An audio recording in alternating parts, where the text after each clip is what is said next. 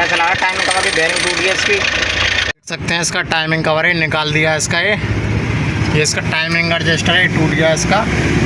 गोली निकल गई टाइमिंग एडजस्टर की, ये पड़ी इसकी गोली। ये टाइमिंग बेल्ट के नीचे आगे अटकी ऑयल पंप पे। तो हम एडजस्टर को खोलते हैं। टाइमिंग एडजस्टर कर रहा था इसका आवाज़।